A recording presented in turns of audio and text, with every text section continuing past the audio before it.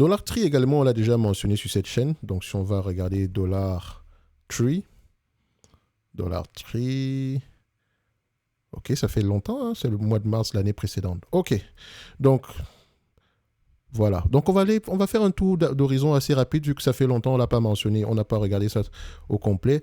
Donc DLTR, stabilité, croissance des revenus, qu'est-ce qu'on a ici? On a une croissance des revenus, on aime ça. Croissance par acquisition, ça se voit directement, je pense qu'on l'a mentionné précédemment. Quand je vois ça, je sais qu'on a fait une acquisition ici. On ne croit pas aussi rapidement en si peu de temps. OK, sauf si vous appelez du Nvidia et ça c'est de manière ponctuelle. Donc ici pour un vendeur au détail, la croissance de revenus est assez élevée, très très bien.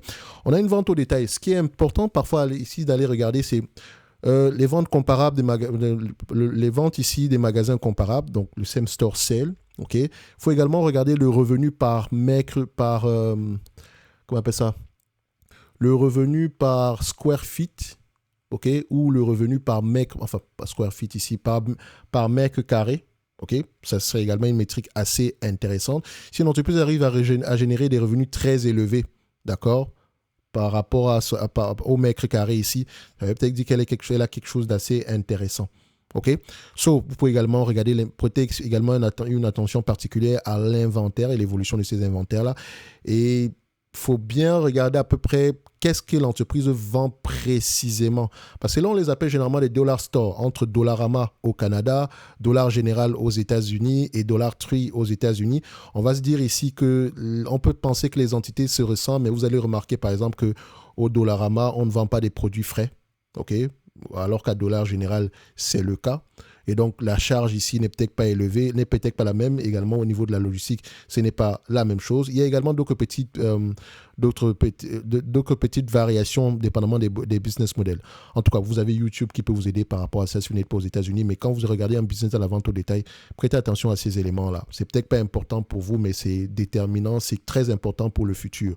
OK? Donc, si vous voulez investir, faire du stock picking de manière intelligente, il faut commencer à vous poser les bonnes questions dès aujourd'hui. OK? Et ça ne veut forcément pas dire qu'on n'allez pas faire d'erreur, mais au moins, vous aurez posé le maximum de questions possibles. Et quand on fait une erreur, qu'est-ce qu'on fait? On essaie de vérifier pourquoi est-ce que l'erreur en question, qu'est-ce qu'on apprend de cette erreur-là. OK? So, c'est toujours mieux d'apprendre des erreurs des autres. OK? So, ici, croissance des revenus, c'est parfait. La leçon qu'on tire de cette erreur? Donc, d'accord, qu'est-ce qu'on apprend de cette erreur? Excusez-moi. Bref, je ne sais même pas si ça se dit ou pas. Croissance des revenus, marge brute ici, les marges brutes sont de moins en moins élevées. Pour la vente au détail, c'est beaucoup.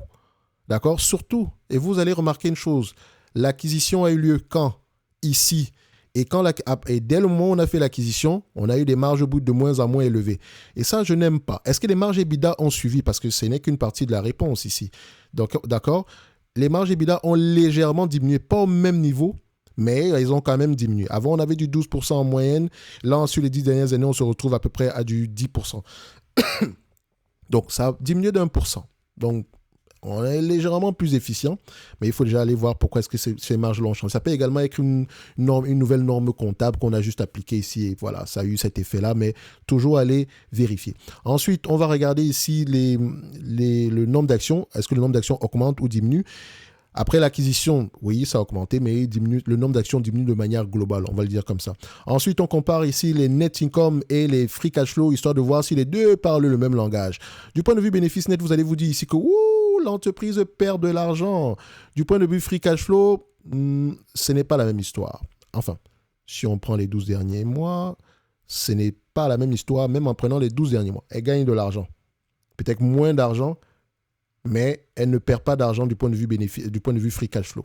Et donc, qu'est-ce qui met la pression sur les bénéfices nets en date d'aujourd'hui, ou bien sur les free cash flow en date d'aujourd'hui? Est-ce que c'est le BFR? Toujours aller vérifier. Et donc, est-ce que c'est une dépense en capital de plus en plus élevée? Toujours également à aller vérifier. Donc ici, quand on regarde le CAPEX par rapport au revenu, est-ce qu'il a augmenté? Il a augmenté. OK, et ça, c'est pas déjà bon signe. Et quand on regarde, quand je dis bon signe, ça dépend. Le CAPEX en question, on l'a orienté où?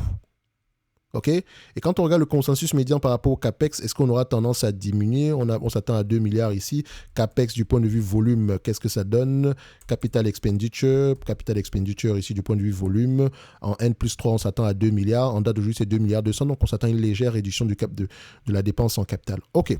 Donc, c'est une métrique à suivre, intéressant. Ça serait intéressant de regarder ça ici. Je peux constater il y a présentement un problème au niveau des marges au niveau des marges bénéficiaires. OK, on va le dire comme ça de manière globale. Donc, on devrait aller rechercher d'où provient le problème. Est-ce qu'il est temporaire ou est-ce qu'il est durable? Donc, du point de vue dette nette sur EBITDA, nous avons une dette nette sur EBITDA aux alentours de 2. Assez intéressant. Point de vue volume, c'est 9 milliards 730. Et quand on compare un peu les bénéfices nets ici avec les free cash flow, vu que les deux ont souvent tendance à parler le même langage, on les met sur le même graphique, c'est un business qui rapporte à peu près combien en moyenne du point de vue free cash flow. Ça donne quoi? On va prendre ça ici. On a déjà pris les free cash flow. Donc, sur les 10 dernières années, nous avions 800 millions. Sur les 5 dernières années, à peu près 700 millions par là. Donc, ça prend également en considération de cette diminution-ci. Et si on regarde à peu près en année N+3, notamment en termes de free cash flow, consensus, N+3, ça donne à peu près 1 milliard 200, donc on s'attend à une certaine augmentation ici des free cash flow. Très bien, si ça se réalise. Donc, est-ce que c'est un business prévisible, des LTR? C'est un business, on va le dire, oui, 75% du temps, les analystes ont tendance à faire de bonnes prévisions ici. Mais dites-vous une chose, le BFR a grandement affecté ce business-ci sur les derniers mois. Donc, il faut déjà comprendre qu'est-ce qui s'est passé ici avant d'appuyer sur le bouton achat. OK? Donc, ici, du point de vue évaluation, qu'est-ce que ça va donner? Donc, c'est un business qui va avoir tendance à se changer entre 15 et 20 fois les bénéfices. 20 fois les bénéfices, si on arrive à revenir au niveau de marge moyen, OK? Et si on arrive à générer une croissance à peu près à double chiffre ici. Et je pense qu'il y a encore un potentiel de croissance. Donc, entre 15 et 20 fois les bénéfices. Ça pourrait même aller bien plus loin que ça, mais situons-nous déjà à ce niveau-là. Les attentes ici des analystes par rapport à la dernière période, est-ce qu'elles ont changé? On voit ici qu'on a $1 de moins par rapport à 2027. Globalement, on est optimiste, mais de moins en moins optimiste. On va le dire comme ça. OK? On reste optimiste, mais de moins en moins optimiste. Donc, ces attentes-ci pourraient encore diminuer. Le problème déjà, la première chose à faire, c'est est-ce que l'entreprise pourrait revenir au même niveau de bénéfices nets qu'en 2022 ou qu'en 2023? Prenons même 2023. Parce qu'on se dit quand même que voilà, si on a eu $7,21 par action, on est capable d'avoir à peu près la même chose, OK, dans le futur. Donc, ici, on s'attend à $6,65 et en 2027, c'est $9. Si déjà on peut assurer le $7 à 20 fois les bénéfices, admettons, on comprend, je suis même gentil, OK, 20 fois les bénéfices ici, ça va donner à peu près combien?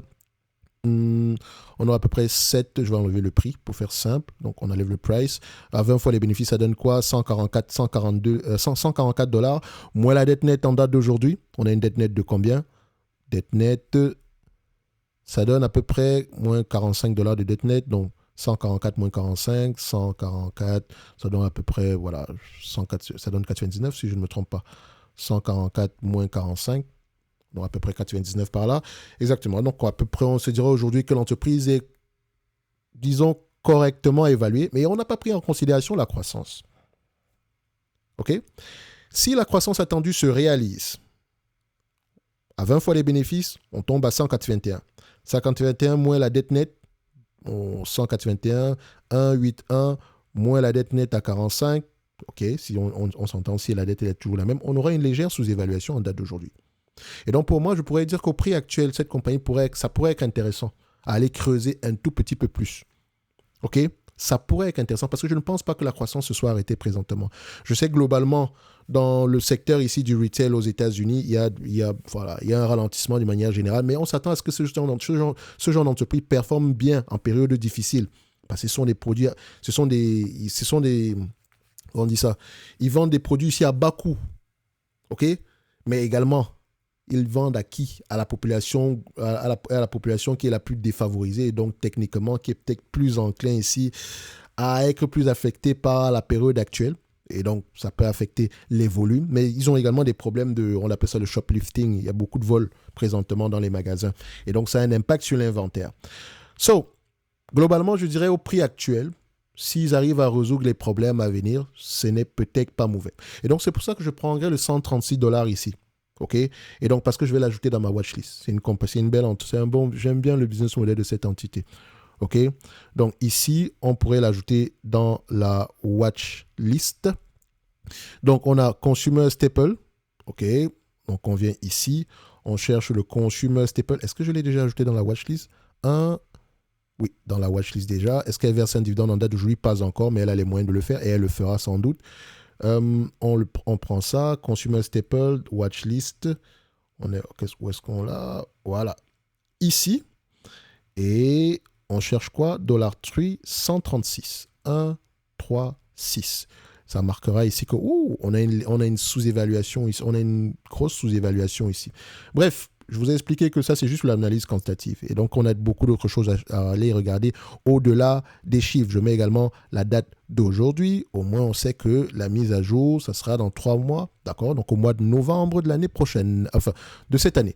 Bref, si vous avez accès à la watchlist, vous avez le price target, etc. Et c'est en description de la vidéo pour ceux qui n'ont pas encore eu accès à la watchlist, plus d'autres services de Top Invest. OK? Comme je l'ai mentionné ici, on va avoir tendance également à faire une analyse sectorielle, notamment dans le secteur ici de la vente au détail. OK? Vente au détail, c'est un secteur assez vaste, donc ça prend un tout petit peu de temps. OK? Parce qu'il faut bien segmenter ça. Je pense que j'ai déjà présenté une analyse ici d'un secteur. Je pense que les vendeurs de vêtements, on va le dire comme ça, je pense que l'analyse sectorielle existe sur la chaîne. Bref. C'est une demande spéciale d'un abonné Top Premium, donc Top Premium Plus, parce que le Top Premium n'existe plus présentement. Top Premium Plus, donc je rappelle que ici, vous pouvez demander des analyses quantitatives et avoir la certitude que ça va être fait. D'accord? Si vous avez accès à la watch, vous pouvez juste demander à ce qu'on mette à jour certaines entreprises. OK?